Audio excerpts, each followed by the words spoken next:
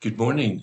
This is John from the Springs Mennonite Church, and I'm here this morning to continue this story about Jacob. And we've talked about how he deceived his brother and his dad, how then his father-in-law deceived him, and how he's starting back home and hears that his brother has 400 men heading directly for him, and all he can see is all of the bad things he's done in his life up to this point, and he's scared. He's sure that Esau is going to kill him. Now we get to the point where he finally meets Esau. Let's look in chapter 33 of Genesis and the first verse. Then Jacob looked up and saw Esau coming with his 400 men. So what does he do? Good old Jacob, he's still going to try to pull off something. So he divided his children among Leah and Rachel and his two servant wives. So now he's got four groups out there. He put the servant wives and their children in the front, Leah and her children next, and Rachel and Joseph last. So he's willing to sacrifice some in order to appease this guy that hates him. And so he sends his least most precious, the servants' kids. And then he sends Leah, the one that he got tricked into marrying. And finally, he keeps Rachel back with him. And it goes on to say that Jacob went on ahead, and as he approached his brother, he bowed to the ground 7 times before him. That would be a form of showing absolute respect in Jacob's day. We don't do that today. But he didn't bow just once, but 7 times. He's humiliating himself or humbling himself in the presence of his brother. Maybe it's because he is humbled.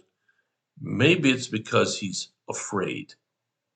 Either way, he's basically telling his brother, you are better than me.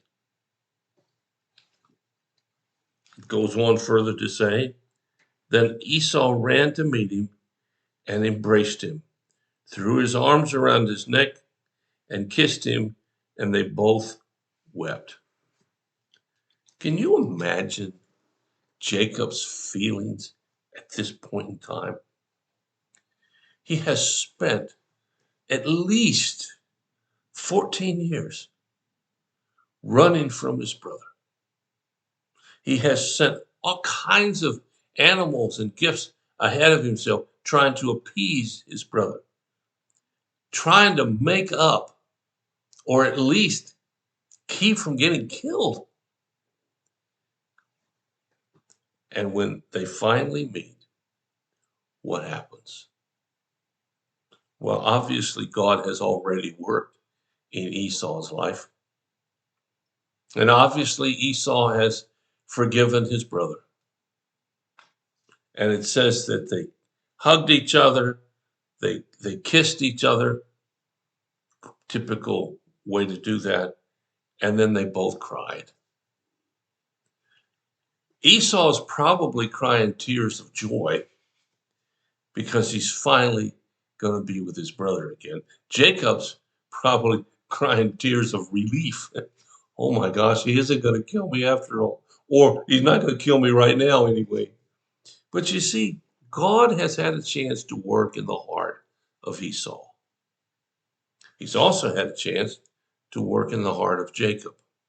Though Jacob is if we'll say, a harder case. Why? Well, because he did the more wrong.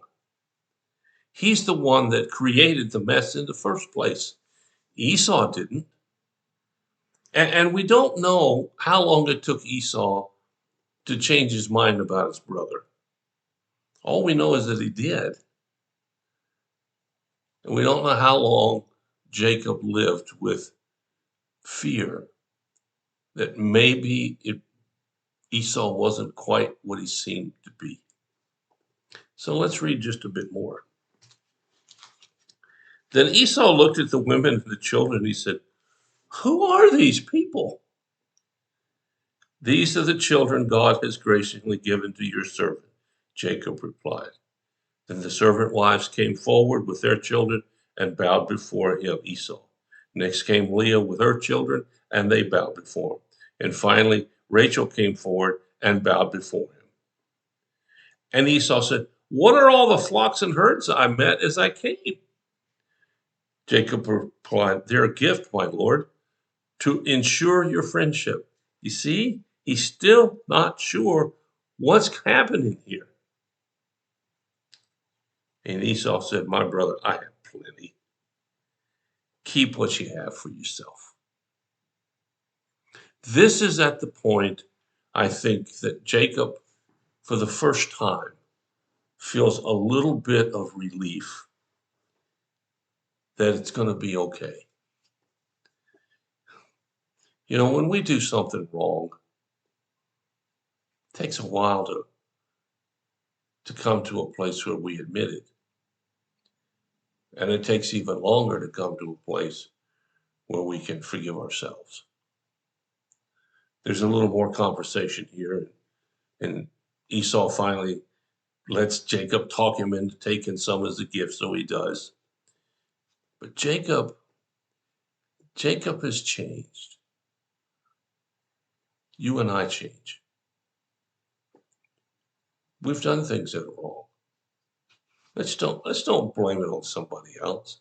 Let's just be honest, as some people say. Let's just be real here. You and I have messed up. And in our messing up, we may have hurt some people. Maybe we intended to. That's really bad. But maybe we didn't intend to. But for whatever reason, however the situation, doesn't matter. What really matters is what has happened to us since that occurred. Jacob has had the chance to talk with God many times. I'm sure Esau did too. And Jacob has finally reached a point where he wants to be reconciled to his brother, but he's just afraid to do it.